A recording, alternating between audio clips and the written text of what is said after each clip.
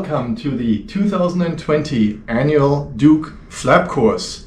This year we are going virtual.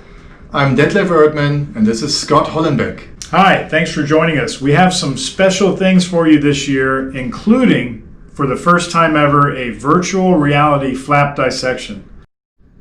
And now I'd like to introduce the rest of the team.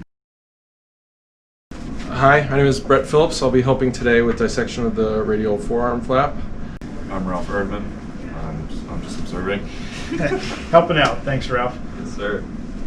My name is Jess. I'm a medical student that's going to be helping film and make sure everything looks good. Great.